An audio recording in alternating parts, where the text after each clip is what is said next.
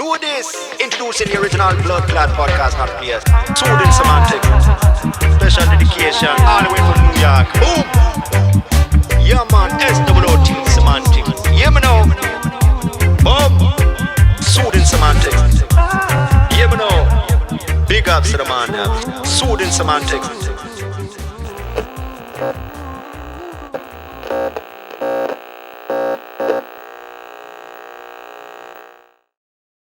On another episode of Soothing Semantics, I am your host, Rafi Pinsky. Make sure to subscribe, like, and share.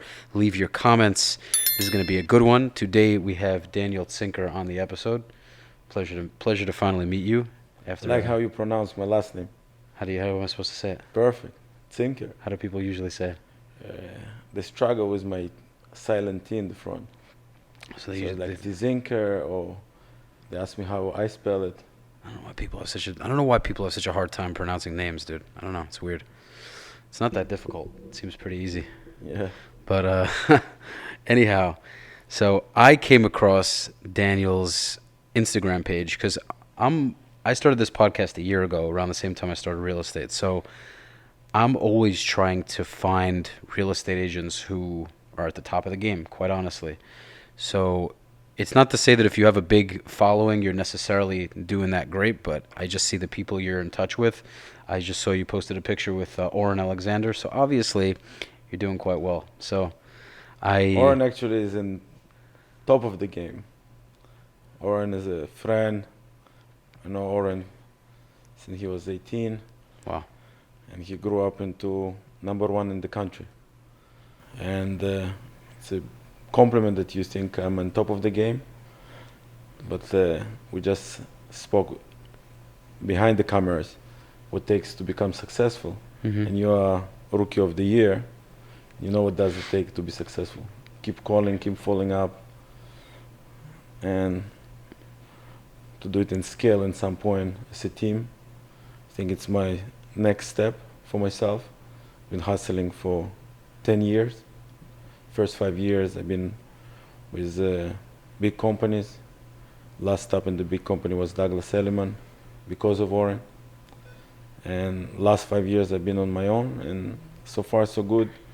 I believe next step is to be team builder or part of the team. Or I think this what's valuable for the client, that you are capable, because I specialize in high-end residential for the most part. If you need commercial hotel, I know how to refer you, or if you need multifamily, I know the builders of multifamily, but personally I go to the street with person who wants residential high-end, and this is how we operate. What brought you into residential more than commercial? Like, obviously it's nice to show them more than an office space. There's something sexy about a beautiful condo or a beautiful house. No worries. But what got you into it? I think, I don't know if I answer it well, but I think in commercial it's very dry, number driven, data driven, and I'm more into relationship with people, to hear the need. We're sitting here in front of a golf course, so if I speak to someone and he's a golf lover, I will put him in front of the golf communities. If I hear a person has kids and he wants to be in front of Miami Country Day Club school, so I try to put him in proximity to the school. If I hear a couple came here from New York and they want to have lifestyle on the ocean, I will put them in the car and drive them in front of the building that has ocean front and have amazing amenities with beach services. In commercial it's a little bit different. People have criteria of spending 10 million, 100 million check, and they want some kind of return. And I try both, by the way. I've been 10 years into it. when I was in the first years. I have hotel management degree, so I tried to sell hotels. I saw it's take long. Also residential takes long, but like hotel acquisition can take for people like for years. Then I started, I remember the career, it was 2009 when the world stopped. 2008, 2009 when the world stopped. So I remember everybody recommended me to go into foreclosures. Now that I'm telling you, like I recall how I get to the high-end residential. Prior to that, being in hotel management, I was a concierge, and one of the guests hired me to be salesperson for high-end chandeliers, Swarovski chandeliers. Sure. And when I was selling those chandeliers, when I would go for trade shows, I would notice that like wall sconces that cost $200 takes longer to sell than the chandelier for $25,000 for the main hall of the house. People who come and buy high-end items buy it like with fun, emotion, pleasures, and they enjoy from it. And people that buy smaller items, usually they buy in the quantity. They will have more questions, more customer service. So when I went to real estate, I tried to apply what I learned from the Swarovski chandeliers, that I want to be in more high-end. In high-end, you need to know the product super well, because the radar of bullshit for people who has the money, it's so developed, there is no room for bullshit around.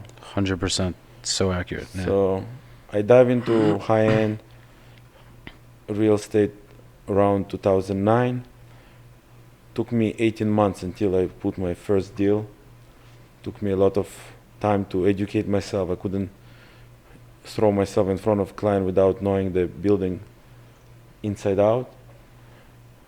I lived in the area of South Beach. I focused on south of Fifth because it's had at the time 10 buildings on the water with price tag from 2 million and up. I learned each building by heart, saved some money to move into one of them, Icon South Beach. And the rest is like, not in history, but like part of the hustle. 10 years later, I do something similar now. My first baby born a year ago. Congrats, And I man. went for one of the nicest building in Sunny Isles called Armani Building. And I positioned myself there, and I learned the building inside out. I pick up 5 more buildings in Sunny Isles that I believe are the best. I educate myself about inventory there weekly. Plus, since the pandemic, there was a major shift from condos to homes. So I pick up some knowledge in the last 2 years of homes in Golden Beach and surrounding, like Bal Harbor. By the way, from the beginning, I always pay attention for the homes. I did big deal in Indian Creek, 9 Indian Creek for 26.7 million. It was like 8 years ago, I believe. So I always So your paid first attention. 2 years. So in your first 2 years of business? Indian Creek was, in 2015, in the first 5-6 years. But my success came in 5 years as a result of major gamble that I did, because I speak Hebrew and I speak Russian, and I heard that like you want to be successful, you need to choose a niche. And by saying that you need to choose a niche of either commercial or residential or something, so I chose residential. And then in the residential, I chose high-end, 2 million plus for condos and 5 million plus for homes. And then within the price point of a niche, I also chose a niche of people that, I don't know how to call it right, but like, because I spoke Russian, I said, let's focus on people that speak Russian, buyers, international buyers who speak Russian. So I shrank the niche so much that I think this is what led me for success in first 5-6 years. Because common mistake that people do, like they practice 5-10 years, you meet them. So if I can use your name, if I meet you in 10 years, Rafi, what you doing? Still real estate. Can you help me to find condo in Aventura where you live? Oh yeah, absolutely. By the way, I'm also looking for development in Orlando. Can you help me? Yes, of course, because the license covers the Florida. Nice. And my friend sells a marina in Key West. Can you do it also? Yes, I can. So I think majority of real estate professionals unfortunately chasing the clients,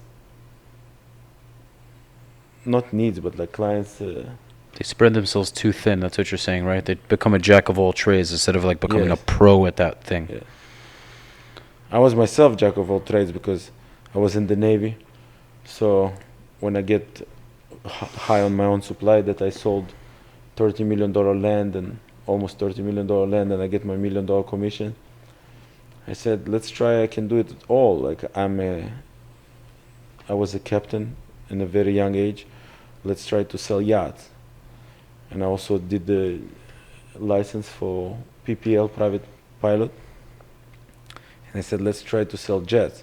Didn't jump right away like with real estate. Took me a year and a half to go all the trade shows in Monaco boat show, Fort Lauderdale boat show, or for aviation, E-base in Geneva, Switzerland, or Vegas and Orlando. So I went for all the trade shows, and I said, okay, now Daniel is not high-end real estate. He is a person to go to when you own a jet, you own a yacht, you own a home, you talk to me. So I did it for 2 years because I spoke Russian. I chased the Russian. After 2015, Russian don't travel to the United States as often as before because the conflict with Ukraine. So the embassies are closed, so they're not coming here like they used to come. So I chased them to Europe, and I kept my circle of clients and tried to offer them jets and yachts. How did you do that? How did you kind of go to Europe and do it there? What did you mean I'll exactly? go there, base myself in Cannes. You land in Nice. There is a city near Nice called Cannes. In France, right? Yeah, in the French Riviera. From there, you can drive to Monaco, Saint-Tropez, jump back to Nice airport with a car and fly to Ibiza, Mykonos, wherever the jet set location is, to meet the client, talk to them if they want to upgrade their plane, offload the yacht, get a chateau, or get a chalet in Courchevel. So I did it for 2.5 years, and what I noticed when I would come in the winter I would sit tight here and try to do real estate full time. And I started noticing that my normal clients that use me for real estate stop using me. And when I get the courage to ask him, like, why you don't use me anymore for real estate, you go for another agent. Oh, you all over. You all over the world. One day you're in this jet, one day you're in this yacht, one day you go to Beverly Hills. I spent the summer in Beverly Hills to make a short movie, comedy. I believe I had the passion. Maybe I still have passion with the movie industry. I didn't. I have to be honest. I didn't really see you in the comedy space. You seem like a pretty serious guy. No, I'm not a comedy actor. I was in the production side. Okay. Maybe one day I'll try to be in the comedy. So I think the moral of the story, I'm judging the jack of all trades, whoever tried to sell beside condo the hotel or the restaurant, but I even spread it more. I jump on the yachts and jets, and I believe I will not make this mistake. When I introduce myself, it's always I'm in real estate. I think people have wrong perception. Like the car salespeople, they don't have a good reputation of straightforward. Honesty, yeah. Honesty is not the first value. Yeah. So does the realtor. Mm-hmm. I think people hear you realtor, they're not drawn into the. Nowadays people like the realtor because realtor can get you a good deal. The good I realtor. think it really depends. I think definitely a lot of people have a bad taste in their mouth about realtors, but I think there's also a lot of people. I think it just depends on who you are. If you have a good reputation, they'll be like, okay, he's probably an honest guy. That's what I think. What do you think? Yeah, it's individually. If you, a lot of people think highly of you, and you've built a lot of trust with a lot of people, then so long as you keep doing that, I think you'll be fine. I think it's very philosophical because honesty, for me, definitely in top of the list, in top 3 or top 5. I value family, I value honesty, good relationship. Yet you can be the most honest guy on the street, and if you don't know to put your client in front of good deals, honesty will not make you enough successful. It's honesty. It's one of the most important ingredients for building relationship. But the skill of go get the product is super important. I have a know team where you're member going. that does door knocking when we cannot find a deal on market or off market. After I dial up top broker of the area, we do door knocking. It's important. Nowadays it's become very interesting. There's almost no inventory at 10 million plus price point. So the only way is like improve your relationship with your peers and find a way to partner up with them on the deals. Well, that's why it's important. It's very tricky. If I, God willing, when I get a $10 million buyer or seller, I had you on my podcast. If I reach out to you, you're going to be a lot more likely to respond than if you and I never had a conversation. Exactly. So this is proximity, man. I mean, a big reason why we're getting in contact is obviously I want to get to know you and pick your brain. I want that relationship, because as a new realtor, if I'm meeting people like you, I'm meeting the Alexanders, I'm meeting, a lot of these other realtors, that can bring me to where I want to go so much faster just because You should have a bright future. If I see you next year in 2025, I see you in front of microphone, keep picking up conversation with people that in that field. I'm certain 100% you will be successful. I hope you not detour from that after the geek of I enjoy it too year. much. I enjoy it too much, and I'm too consistent, man. Good. I'm too consistent. I'm used to things not going my way. Thank God a lot of things do go my way because you kind of learn what works and what doesn't. But yeah, man, I love accomplishing. Have you told your story in front of camera? What's your story? I definitely did tell people. A lot of people who listen to it know. I can definitely talk about it. But I really want this to be more about you. I'm very happy to talk about it. Basically, long story short, for whoever doesn't know, grew up without parents. My mother passed away a few months ago. Sorry to hear. Yeah, just heard it a few minutes ago. Yeah.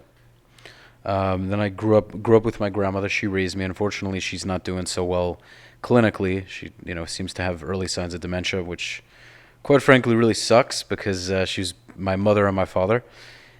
She gave me a great childhood. I always had friends growing up. I had my needs. Didn't necessarily have much in the way of money, but she always made sure there was plenty of food on the table. I had good clothes to wear. I went to good schools.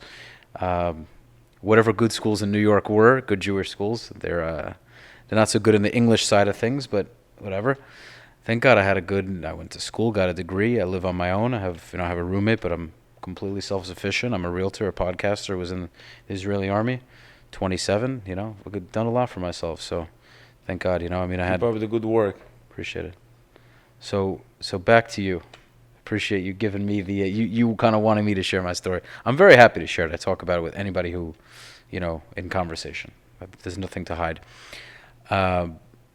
What do you feel like? I noticed you mentioned something. You mentioned about luxury. You really solidified this because I had this feeling. Two things about luxury. It's harder to get into than a regular $300,000 property. To get into that market because it's competitive and there's only a few people that have that market. So say you have, I'm going to call him out. He's hopefully coming on my podcast very soon. Alexander Goldstein, Miles Goldstein Real Estate. Mm-hmm. So he's hopefully coming on. We've been in touch. He's got Golden Beach by the balls, right? I mean, he's all over Golden Beach. I'm sure, obviously, there are other realtors who get in their hands on Golden Beach a little bit, but Alex knows that Alex, He's good. He's great. He's Mr. Golden Beach. Okay, he grew up there, he sells there, and he's a very aggressive. He wants to get shit done. Give him Eastern Shores also. Eastern Shores too, right? I'm looking forward. He was doing well in Eastern Shores, so I think I mentioned it earlier, and this is a good example, live example, of when I was shopping for Golden Beach. I definitely called him. I definitely went to see his listing, and he helped a lot to guide me which property no, like the pieces on the north part because the sun is not there. He played a major role in the deal. I appreciate that. And when you have a good relationship with a top guy, it can serve you. I was looking forward to make a deal on his listing. It didn't work out. The client chose to go on the other one. Thank God I was part of it. So my client now in Golden Beach, and hopefully the next one I will catch with Alex. And I had the opportunity to have off-market property, and he's the first guy I dial him up. So I think this is how at least half of the deals are happening now. You have a good product, you call your database, you try to put it under contract. If it doesn't happen for you in the first week, parallel to that, if you trust the person from particular area, you pick up the phone, dial him up, and inform him about the opportunity and work together. So important. Collaboration is the name of the game. Yes. Off-market collaboration. Yeah. That's what I'm saying. Alex, come help out for the newcomers. Yeah, right. He's got a personality, that dude. I like it. Just I'm from New York, and I also have an aggressive personality. I'm easygoing. I'm not always trying to get over on somebody. But yeah, I'm competitive, man. I like a challenge. Whenever I see a realtor's, just wants to make things happen, it's just very inspiring. So, but I think you should pay attention. I'm talking here not for the audience, but like directly to you, but indirectly for somebody if might look at your podcast and he wants to get in real estate and like to get to residential. I think knowledge of the product is essential. So if you would tell me that you start tomorrow, and I will ask you like name 3 buildings in Aventura that are the best, mm-hmm. and you don't know to tell me it's Privé, Artec, and Porto Vita, for example. Mm-hmm. There's more, but let's say like those 3. Privé is Yeah. definitely like one of a kind. I just made a deal there. Knowledge of the product is important, but there is many other parts, like the way you handle your life. Like you should be in the golf course if you know how to play golf. You need to network with the type of people. The rich people who buy the house, they probably have a yacht, so it's nice to try to be in an event that are related to yachts. There's 3 boat show just like 20 minutes drive from your house. Miami boat show, Fort Lauderdale boat show, Palm Beach for boat show. So you should anticipate where the rich people will go. You should try to be part of the membership club where those people can hang. You should try to dress the way like So they try do to some go for degree. the gala. There's many advices that I can give based on my personal experience. Is it easy? No. Is it comfort zone? Way no. Right. Is it rewarding? Fuck yeah. Yeah. Yeah, it's true. I mean, when you laugh, you probably envision the commission check. This is what I'm No, saying. I'm laughing honestly. A lot of the reason why I'm laughing is the accent, because the Russian accent, it just makes it a lot more intense. It's Yeah. funny. The Russian accent, it's it's very interesting. Like what I'm going with the Russian accent. It makes you more serious. My father laughed on my It makes you Russian more. accent. I'm like, oh my god, even you laugh on my Russian accent. But it helped with female before I get married. Okay. Your wife's not going to Listen. listen to this. Oh, And no. she's welcome. Okay. We're such a Yeah, good friends and It's good. in such a great relationship. I even That's awesome. looking forward to. She helps me to manage my Instagram, so most of the female answer by her. Yeah. All the yeah. girls that write, she answered them. Oh, that's funny. That he's busy. That's funny. Yeah. Yeah, I really like what you said though about going out and going to these shows. So, what there's a real estate conference that Jalil, the king of Miami real estate, that is his page. So he's doing an event. He's done a bunch, but he's doing one next month at the end of the month. So I'm going. I'm going to definitely be going to more of these. But you're right, the boat shows.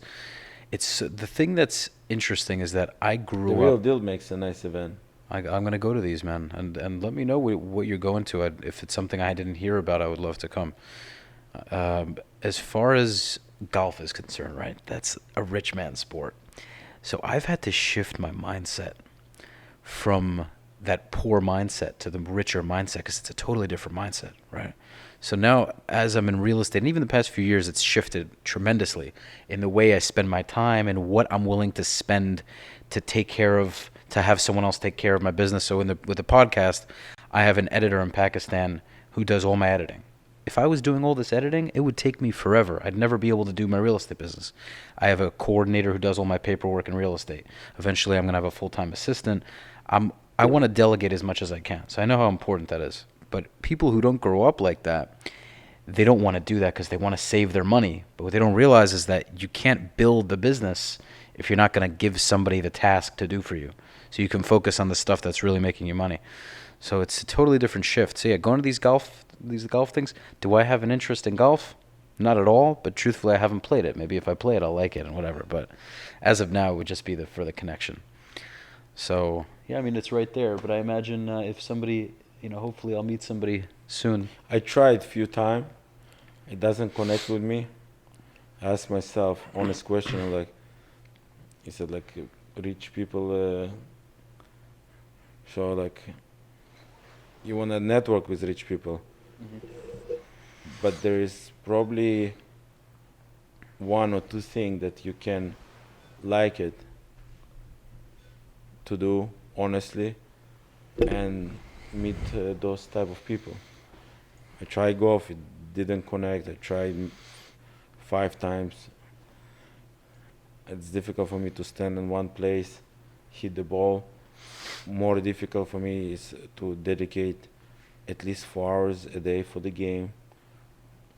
I heard to do 18 holes take the whole day. It just seems boring, man. It just seems like a boring sport, to be honest. Everything is boring when you not understand. The classes that you hate in the school, remember how they never, Yeah, how the time never passed in those classes? I guess you're right. I guess it's relative, but I mean, it's not active. You're just standing there and you just. I like tennis, but I'm 5'11", and it's not tall enough because half of the game you win by serving. Mhm. So I adjust myself after several years in tennis to paddle tennis. When I came to paddle tennis, the club was new, nobody was coming there. Now it's like the hottest things that happening in Miami. What's paddle tennis? Like the smaller The or the picture you smaller? saw me with Oren, it's like we're playing paddle tennis. I thought that's regular tennis. What's the difference between that and regular tennis? Another podcast, because if I'm gonna start talking about paddle tennis, I don't know, it's a whole separate paddle thing. tennis, It's come from, I believe, Mexico. It's very popular in Spain. They sell more rackets for the paddle tennis than tennis. Interesting. When I tell paddle tennis, a lot of people ask me if it's squash or pickleball. I was in Aspen now. Pickleball is very popular there. Paddle tennis, you play 2 against 2. There's a net. You like playing tennis. Same score system. You don't serve from the top, you serve from the bottom. And the difference, you have a wall behind you, glass wall, that you can hit to the wall, and the ball can bounce back. Interesting. So you play forward, but you also can play with the wall. Very interesting. Okay, so it's like a totally different thing.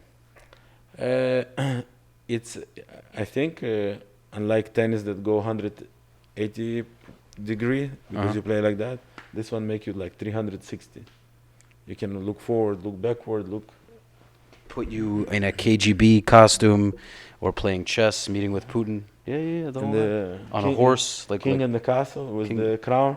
Yes, sir. I go hard like Vladimir Putin. Go hard like Vladimir Putin. I go hard like Vladimir Putin. We'll put you at the apogee on the balcony with a little KGB hat, if that's what we need to do. Which apogee? South of Fifth or Hallandale? There's one in Hallandale? You're just Yes. playing with me. See, I didn't know, man. Honestly, I gotta told know these you, things. Start learning the product. I gotta learn these things, man. 100%. Google it up. So, what do you think? I have a lot of questions, but we're not going to talk for 3 hours. I would love to have you on in the future again, but I'm sure we'll have plenty of discussions. What do you think? Why do you think most realtors suck? Why do you think they just I don't think so.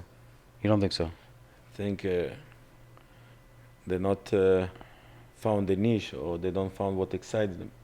They need to keep looking. Okay. I believe everybody is good. If Anna Frank could find in German, they are good in their heart. What I mean is, it's everyone has the potential, but what I'm saying is, why do some people just not? Why are they not doing well? So you think it's because they haven't found their passion? You haven't found their niche that they need to find? I think a lot of people get in this field not for the right reason. People hear success stories and want to try to tap into them. So everybody gets the license and try to do it part-time. Unfortunately, the consumer doesn't know if the guy that introduced himself in a hotel that he can do real estate work full-time as a valet. So if you work in other job, I work myself as a concierge, Mm-hmm. and I try to do real estate, and naturally and logically it should work, no? Like, I'm in a concierge, people come, I connect them for the pleasure, for the restaurant. Mm-hmm. Naturally they ask me for real estate. I thought like, this is how I'm gonna build my career, but when you sit there in the desk for 8 hours, this is the 8 hours that you should door knocking or learning the product or going for the open houses.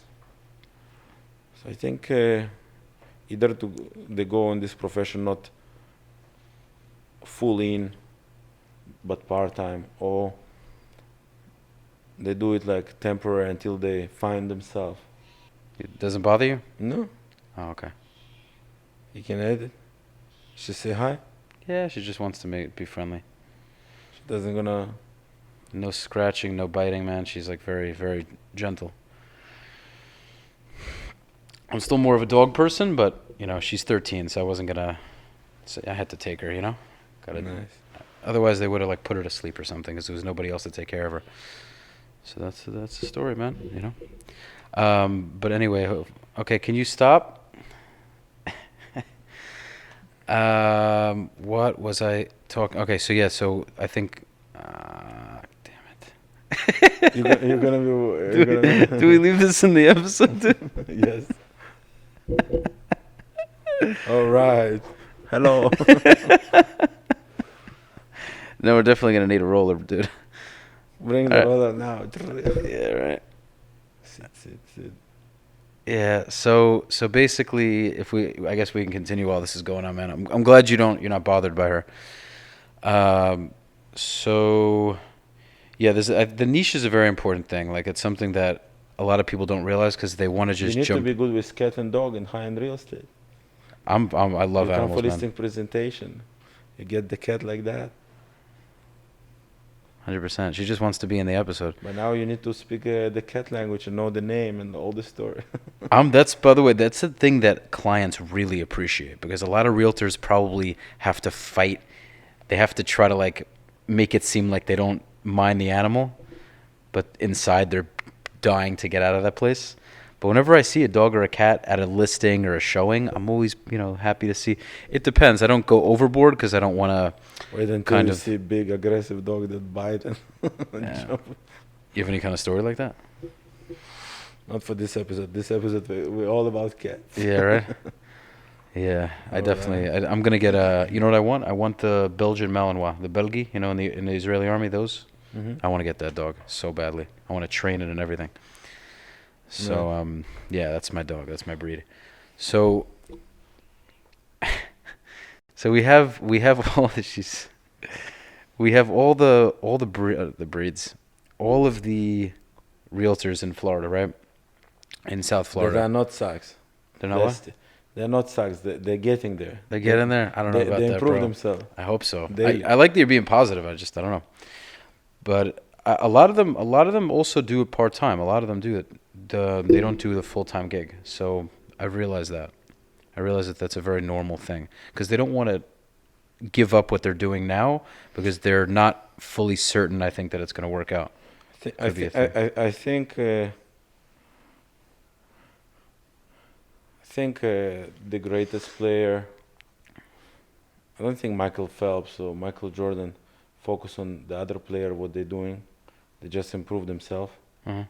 So the more you focus on improve yourself, build people around you that take it serious, that they put the time, that complement whatever you lack.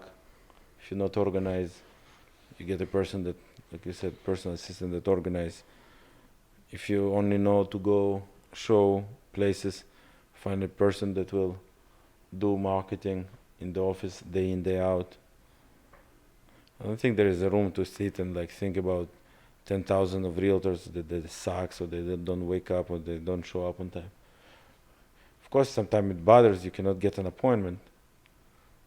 Like a person wants to see you at the place, but work harder, find alternative. It's not really about comparing myself necessarily. I'm not going to say that Not never compare, happens.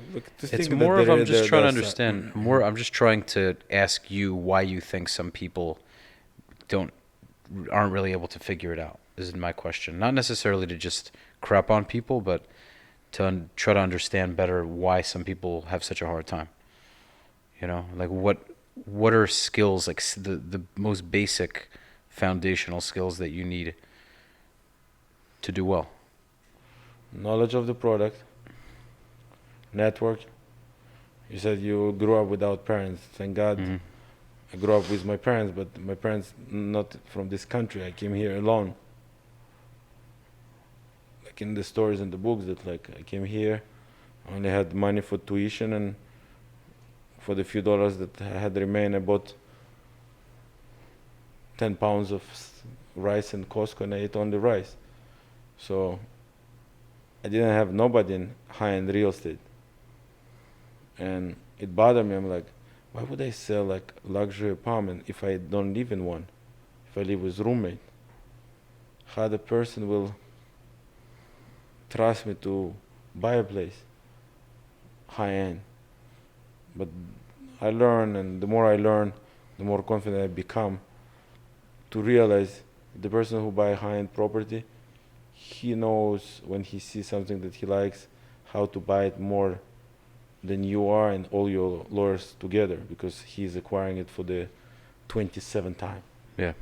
So the only value that you add for those people is to find the deal, to make the deal comfortable, to put the right team to close the deal in the right way, accounting to structure the company, or the lawyer to put all the right terms in the contract. This is what they're expecting from you. They don't expect you to live in $25 million mansion if you sell $25 million mansions. Yeah. That's funny, man. Yeah, it's just I never experienced this on my podcast yet, man. She's like she'll come around a little bit, but she's literally like, yeah, she seems like she really likes you. Yeah, it's definitely very true that somebody who's wealthy and successful, they have a very good bullshit radar. You have to know what you're talking about. And in general, I think it's very important to do your research and actually know what you're talking about. But that's where you're really tested in that market. You know, you have to know it. By the way, I don't know how much you're aware, but I'm sure you are. Let's imagine you said you fantasizing to have a $10 million buyer. Okay. And he wants to buy in Golden Beach. Well, I prefer the seller, but if I have a buyer, very happy to. Everybody Yes. prefers seller because you sign the listing agreement You're in and the the driver's commission is seat. secure and you go sleep and other realtors works, right? No, it's not. Like when you get $10 million listing, people will expect you every week nice report of what you have done. They will expect you to spend money. I have $10 million listing now. I spend already $20,000 in the first 2 months to put it in houses, in Instagram, to put it in How Living printed version, to promote it in Facebook ads. Wow, to do 20 grand. No, Yeah. the expectation 10 per month until it's sold. So the commission is 300,000. Rule of thumb, I will put 20% into marketing budget, which is 60,000, and my goal is sell it like less than 6 months. So I average to spend 10,000 on these things This that I is mentioned. very good advice. Yeah. So maybe now you would like to have the $10 million buyer that doesn't cost you money but cost you time, but the buyer's time is more valuable. So I wanted to give you a scenario that the guy wants to buy $10 million Golden Beach home, and he pick up the phone and call Rafi. Rafi, what do you think about 502 North Island? And you're like, I have no idea. Yeah. and he's like, whoa. And then you start improvising. You go to MLS, Zillow, whatever, Redfin. You start looking. Oh, 502, it's 12 million, it's great. He's like, okay, 12 million is great. Can you tell me how many sold? And if you cannot tell him like 3 of those sold at 10 million plus in the last 90 days. You go through the bullshit radar, not so successfully.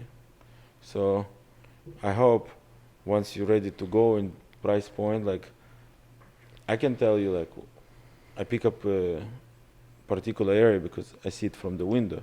I can see Golden Beach there. I swear, like every new agent that comes to my company or to other company, I always ask them, farm your area, learn your product. I live in Armani. I live in 04 line.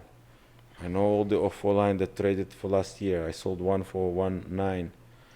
They all went now for 2.2. I traded 00 line. It's the biggest, most expensive. I traded at 5.650. I know that all of them that on the market I know by heart. So if I will get the phone now from a buyer that would like Armani, I will be very qualified. Okay, maybe like not most qualified, but pretty good. Yeah, but that's also another example of Like a niche. I will know Yeah. to tell you like 04 facing the south, Yeah. it's in the corner. Tell you 00 facing the Golden Beach, it's the other corner. Mm-hmm. Can tell you the layout of a 2 line. The master is there, the 3-bedroom is there. I know by heart like Yeah, how you yeah. enter. The person, if he's in front of me, he feels like nice. I don't need to spend 2 weeks browse around the building. He knows it all. Instantaneously in a day. I had deal in Armani that I did in 1 day. I took a client from one line to another line. They made offers. Next day, the unit came and the price point that they like. Boom, under contract. Wow. But you knew your product, so it was You have to know your product. yeah. This how was my first deal in high end. I was looking for opportunity. I always had the mantra. I don't know where I heard this. It's better to be prepared for an opportunity and not to have one than to have an opportunity and not to be ready. Talking about the gardener and the war, right? I don't think I heard it from the book. I think I heard it from. No, but I mean, there's a saying that says, it's better to be a warrior in the garden than a gardener at war. Probably So it's a similar concept, right? similar concept.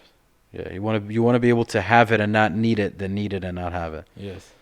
So yeah, I mean, So if you do podcast on Sunday, pick up a day that 4 hours a day, you make reports on particular neighborhood, particular price point.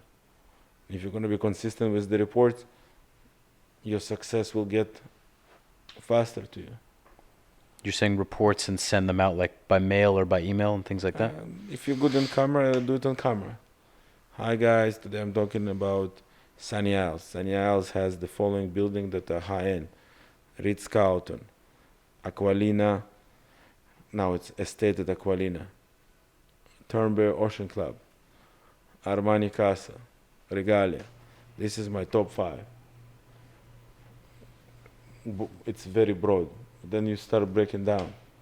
If you are a 3-bedroom buyer, the 3-bedroom in Sunny Isles in Armani Casa start at 3.4.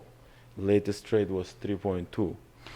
Where the trends go? Are the prices going up or down? Most likely they'll go up because taxation. People come here. Taxation. I don't want to repeat myself.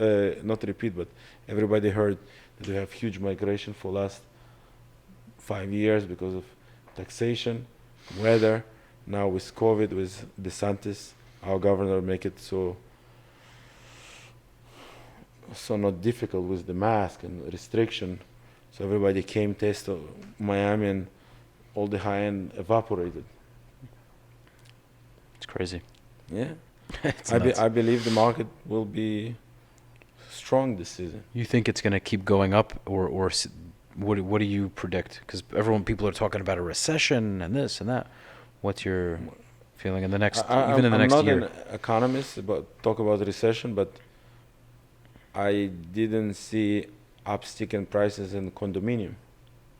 It didn't pick up. Like 20 million plus price point in homes been cleaned up. Is there is demand for that? Yeah, it is. But I believe people can buy condo in your building. I don't work in this area, but do you think people can get a good deal in this building? I do, yes. Yeah. I So- sold an apartment in this building. But And clients- people overpay a lot compared to. No. I sold it for, I got very close to what the seller wanted. Very close. Pretty much the same price. You Pretty represented much the it is. buyer or seller? Represented the seller. And the buyer is very, very happy. I saw her post a picture on Instagram. You know, there was the picture that I posted of the closed transaction. Yeah. You know, she used, and Congratulations. so yeah, I'm very happy about that. And everything worked out well. The seller got what he wanted, the buyer got what she wanted, and you know, we're all set. I definitely know a nice amount about the building, but even then, I mean, you kind of lit a fire under my ass with this, because now I realize that in a building like my building, even, there's definitely a lot that I don't know that I should know. I mean, I'm sure. You must. You not should. You must. Yeah, must. Yeah, you're right. You must know You're every right. line. You must know the Yeah. in and out. You need to know when they're gonna do the balconies, or maybe they Well, just that's already redone done. them. Yeah, almost all the fixes are done already. There's not anything is going to be You need to extremely minor. know. Yeah, assessment's You should all know the financials to know when is the next special assessment, but this is already in very advanced. But you need to know the next door. done. Mhm. You need to know the next building there. Yeah, there's I know there's a Porta Vita, Hamptons, Turnberry buildings. I got to learn a lot for sure. I got to learn a lot. Water view. Whatever you learn, share. Yeah. You learn Yeah. something, share. I like what you did on your Instagram though. How you have those updates. Like your Instagram looks very nice. Yeah, It's we're good. working hard. We're a big team, taking things serious. Awesome. Every Friday we have update on one of the markets. Every Friday you can see us posting something. Yeah, I definitely have to do more of that. But I have what I did that I'm happy about is I put a nice logo together. So at least that's good. I started out with kind of an uglier logo that didn't have that kind of luxury feel to it, and I'm very happy with the final result. I had a good friend of mine design that, so that's done. Obviously, social media is an aspect of it, but just knowing what I really took from this podcast is you have to know your product. It's very important. It's very important as an understatement. So I'm definitely going to take that more seriously. I kind of have been doing it as time goes on. Like I'm learning now. I had a sale in the Gold Ocean Mile in Fort Lauderdale, so I'm learning a lot more about that area. Hopefully getting another listing in the next few months from a different client in a neighboring building. So I'm, learning that area more just because I'm getting the experience, but I want to be more proactive now that you mentioned it, to learn it, to not just wait until you're kind of in it, but to study it beforehand. So that's good. I'm really going to take that. So I appreciate that. So yeah, Daniel, it's been a great episode. Thanks for playing with the little monster. It was my pleasure. Yeah, right. She's happy. So I yeah, I hope to see you next year doing the episode. I hope it's gonna be episode 178. well, I hope you based tell on the me numbers, stories that you sold something in Porto Vita, 4 million plus. sounds good. You show me the check. Here's the 100,000. I went and learned Porto Vita. Porto Vita. I sure as Also hell. check out Privé. Privé? I did. Yes. Okay. It's a building in Aventura. It's the same town like we are now. Mm-hmm. It's the two buildings, south and north. Just did a deal, 2 million something for 2 bedroom, and you can pick up still amazing 3 bedrooms. Amazing 3 bedrooms, around the 3 million mark. I love Aventura, man. I really do. I like that it's close to everything. There's also a lot of our fellow tribesmen. Yeah, So like for connections, there's just a lot of people. It's good, man. I like that it's quiet, but it's not too quiet. It's in the mix. I also don't want to be in Brickell. Like I'm 27, I'm single. I partied in my life lately. For the past couple of years, I'm much more relaxed. I don't party too much, but amazing. I just like this more because it's not too distracting. If I live in Brickell, like Tuesday nights, people can be like, "Yo, let's go out." During the week, I don't want to have all these distractions. So Another ingredient for success. I know myself, bro. I like to party. To start partying young. Yeah, dude, when I was in college, when I was in high school, I was partying like all the time. I still worked a lot. I was a waiter. So, I did well. It was honestly, it was cash. It was good. And that was it. I did that for like 8 years. But I was still partying a lot, like weekends I was going out with my friends. But nowadays I'm so much more focused on what I want. So I'll forego these little pleasures for what I really want. So that's the truth. Nice meeting you. You too, brother. Good luck. Thank you. Guys, subscribe, like, and share. This has been another episode of Soothing Semantics. Until next time.